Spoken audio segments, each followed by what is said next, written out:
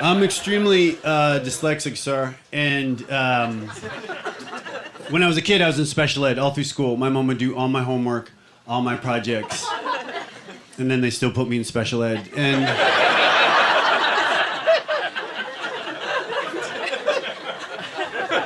my sweet mom would always say to me, you know, there's nothing to be ashamed about being in special ed. And I'm glad she felt that way, because technically she was in it too. You know, it's really... It's wild. If your mom does your homework, parent-teacher conferences, it's like a different...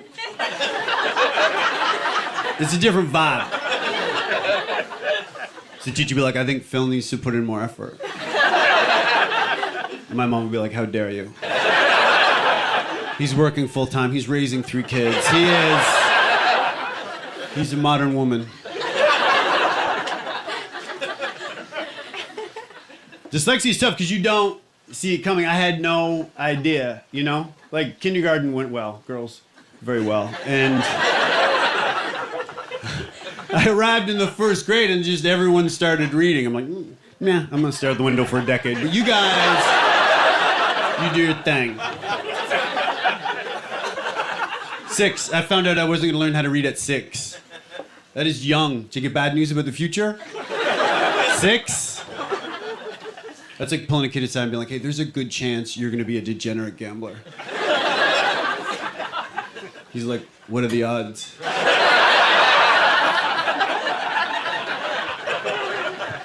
Okay. Did you two hear that one?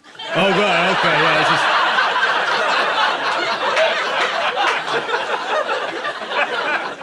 It was kind of a perfect joke, and I looked over and it was like... staring at the painting American Gothic. So I'd love to just, yeah, if you guys could just step it up while I pursue my dream. 3rd grade, the teacher was old, and she learned to teach before dyslexia was invented. So she didn't think it was a thing. She thought it was something that people made up to get attention, like a gluten allergy. She'd make the whole class read, and then it would be my turn, and I'd be like, I can't read, it's the same situation as yesterday. And she would say, sound it out. Even as a kid, I'm like, yeah, that's just reading. You know, like...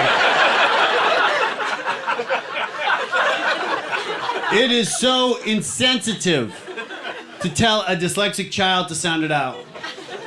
It'd be like if someone pulled you aside and was like, hey, I can't eat this, I'm deathly allergic to peanuts, and you're like, chew slowly. One time, so this is gonna break your heart. There's no way you can handle this. One time I'm trying to read, I'm in 3rd grade, I'm sputtering on the syllables, I can't read. She stops the whole class, she's like, Philip, if you can't read and you can't write, how are you gonna pay your bills when you're an adult? Yeah, and I wish I knew then what I know now, because I'd just be like, talking shit about you.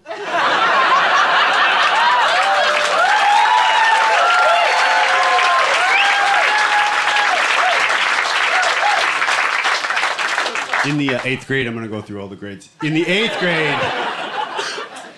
grade, they tested my reading, and then they come back and they're like, you're reading at a 1st grade level. And I have no idea why they needed to be so specific and so cruel.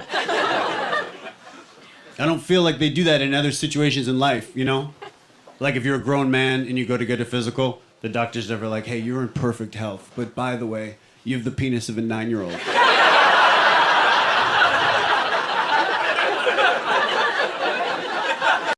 I think we all know that living with someone is the best, right? I mean, it's right up there, just under living by yourself.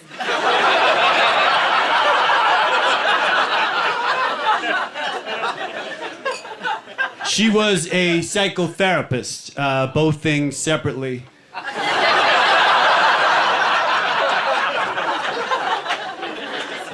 What a noble occupation. She would just like help people with their problems all day. Then she'd come home and kind of do the opposite. And I'm not saying if you're a chef, you should be expected to come home and then prepare like a 9-course meal. But this was a situation where the chef would like come home, right? Then murder the family.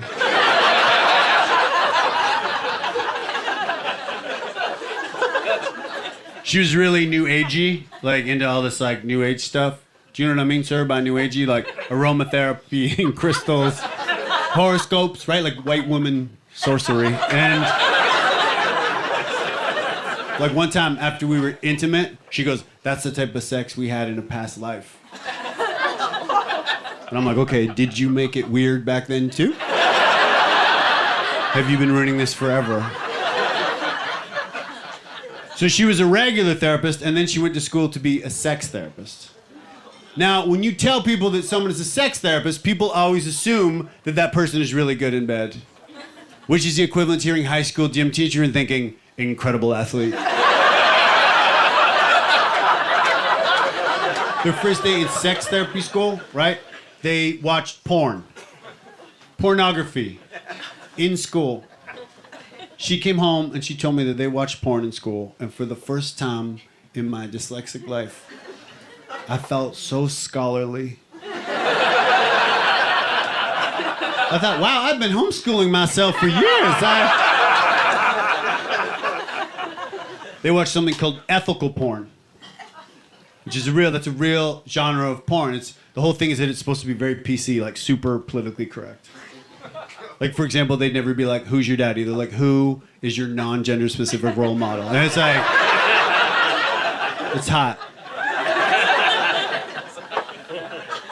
Ethical porn is written and produced by women, so it's chatty.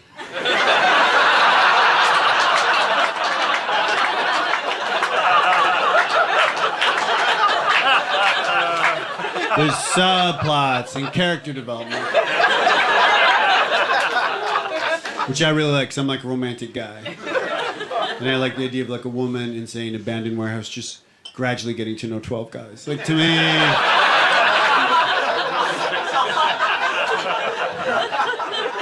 We broke up over the telephone, and to end the show, I would love to read a transcript of that final conversation. Would you mind coming up and reading the part of my ex-girlfriend? Is that okay?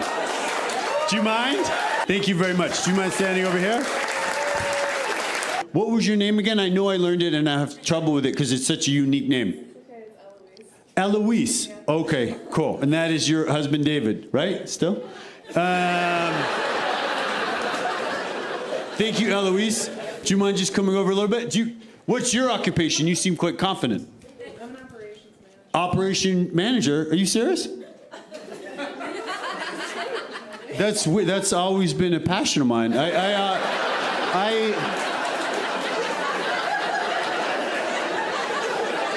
This is why. Can I tell you why I'm so taken back? I love operational managing so much. It's dawning on me here. I'm like, I always just thought it was a hobby because it's such I love it. You don't like it? Oh, really? Well, you're about to try stand-up for the first time, so. Okay, so Eloisa, right? Is that close? What is it? No, what is it? Eloise. In the transcript, Eloise is playing Sarah, and guys, I call her Sarah out of respect because that's what her parents called her, all right? So just... Eloise, you have the first line. Are you ready? Okay, here we go. I think we should break up. That was great. I forgot one thing. When you break up with someone, people are always like, who broke up with who? Grow up. It doesn't matter who broke up with who.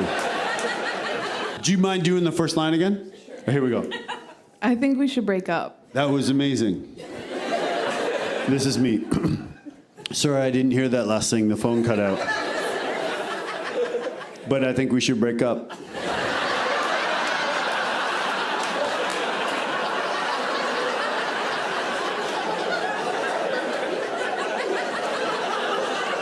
Eloisa, this is your whole monologue. Are you ready? Here we go. This is so hard. You're such a great guy, and I love that you still live with your parents. I can't believe I'm not going to get the chance to make love to you tonight. That is something that I highly recommend to any single woman. Or even to someone who's in a relationship.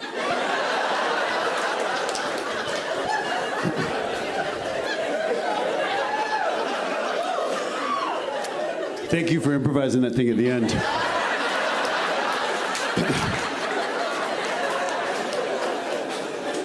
So, okay, this is me.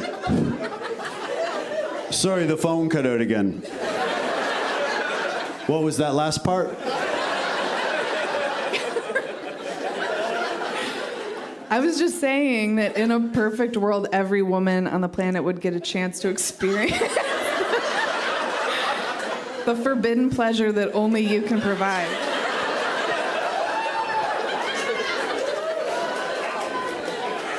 True dat.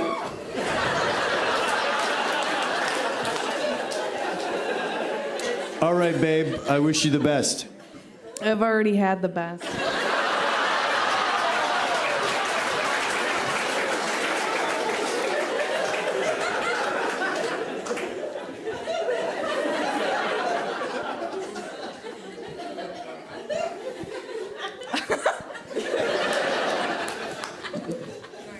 You ready? Yeah. Okay.